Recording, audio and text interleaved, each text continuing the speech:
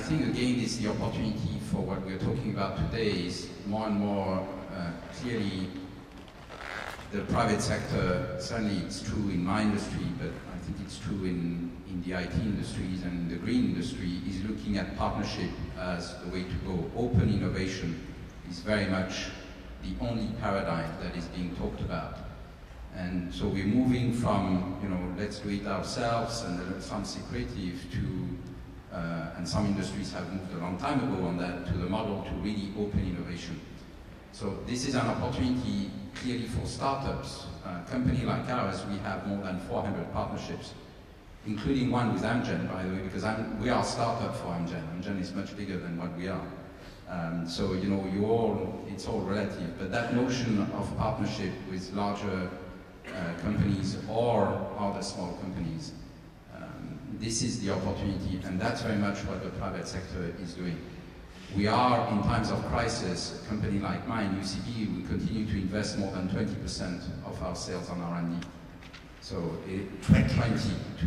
So it is very significant because, you know, we're absolutely convinced that first of all, there are a few gems that we have, and then, you know, it's the only way to go for the future. Cost containment can manage you in the short term.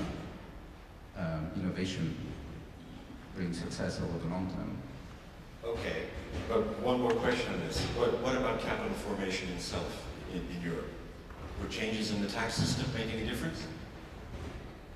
Yes, I think there are several ideas. We're way behind. Clearly, what the US is doing, and I think that we have to build on our strengths, and our strength is that, you know, the importance of the state is bigger in this country than in the US. Although in the US, you know, President Obama has also fostered NIH budget significantly. A huge increase. Yeah. Huge increase. So, you know, I'm coming back to the point that, you know, you made about Finland and Europe, the need to clearly dare in these times to invest more into education and research in the public sector is also the best thing for the private sector over the long term. Okay, well, let's change gear for a sec. We've been talking about the creation of spin-outs and what can be done about it, your advice to them, but let's ask a more fundamental question. Why exactly is the role of a university or a research institute now considered to include the creation of spin-outs? I mean, isn't their main function education? Who would like to begin on? Marja. Well, we know that in a number of countries, the universities have gotten a third mission, a legal obligation in addition to education and research, which is, I mean, worded differently. It may be dialogue with the society or interaction with the society. The third mission, okay? So this we have already there. A little closer with the microphone. Okay, it's there already, the idea. But I would like to take up the role of comprehensive universities. Now, maybe in contrast to specialized engineering universities, for instance. So here we have the concept of fundamental free research. The researcher chooses the theme, the methodology, the technology, and this is called academic freedom. So this is the ground from which sparkle most of the completely new ideas, who nobody asked for, who nobody could imagine to ask for. And such innovations then, the groundbreaking was, they changed the world. So we should ensure that this broad basis for sparkling of innovation is safeguarded. I have had the privilege to chair and be member of the international jury of the Millennium Technology Prize, which is one of the world's largest technology prizes, €1 million. The other prizes, not the academic enterprise awards. Well, and there, I think you have a bigger purse. That's true. But the point that I want to make here is that I have had the opportunity to see about 200 nominations for this prize, and the criteria are very strict. Completely new, non-existent existed before. The technology has had to show, has had to prove its utility already, and the technology has to have a capacity to increase the quality of life of mankind. And so all of the significant nominations are from concerned individual researchers.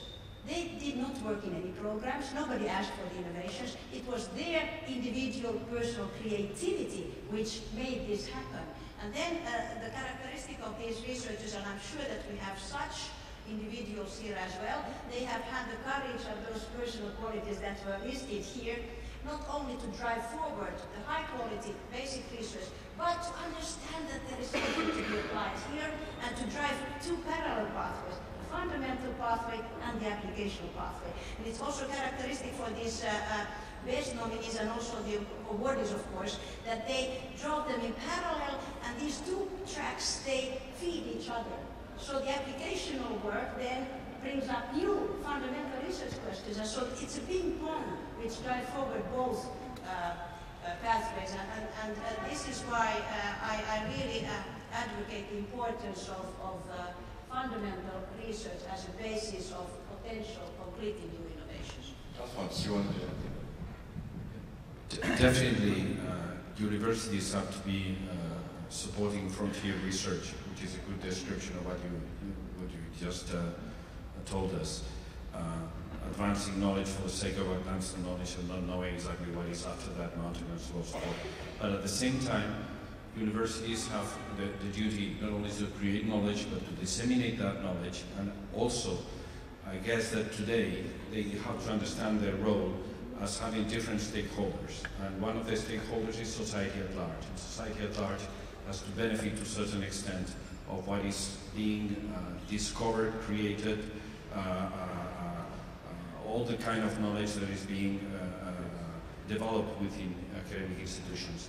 The issue is how to ask these institutions to give back to society what they've been doing so far. And I think that in Europe we have the case that the university system is at large, it has a lot of public funding. So it is something that can be asked to the universities as societal institutions to give back to society, to say, well, advancing knowledge is one of your roles, disseminating that knowledge by way of education is another one of your function, but there's a third one actually that has to do with the impact of that knowledge in society. And definitely it is something that can be asked to universities. Odile. Well, if I see the European agenda for modernization of universities, I think, of course, education, knowledge, and research are an essential component, but skills is another part. So, to provide the right skills which are needed in the economic situation, and especially for the future, you know, we have an initiative, New Skills for the Jobs, with forecasts of what the jobs will be in 2020. You need to have more opening of universities on the external world. So you always have to maintain the balance between fundamental research, education, as say, for your personal development, and skills, employability, innovation, I would say. And frankly, in Europe, the balance for the time being is more on the first element than on the second. So for these reasons, we support strongly all the partnerships between universities, business. We have created a forum on that. Our programs, as I said, are strongly.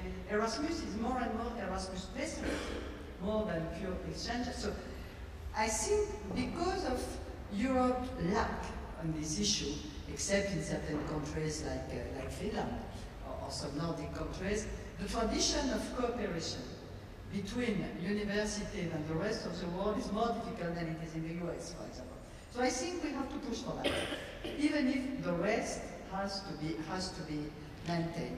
And when you see the Bologna protests are a lot about the risk of being subordinated to the economy, and at the same time is related to the threats students feel for their future. So it's totally ambiguous and ambivalent.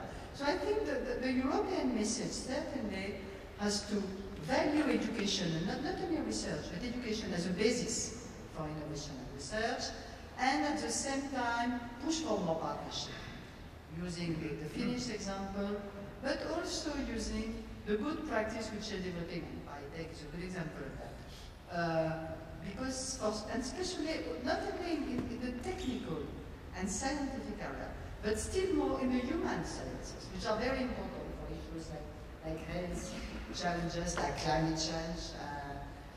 You need to have more transdisciplinary, and the human sciences department are not very much used to talk to business. So it has to be again a transdisciplinary, interdisciplinary approach, and push for more opening on the world, and in particular on the economy.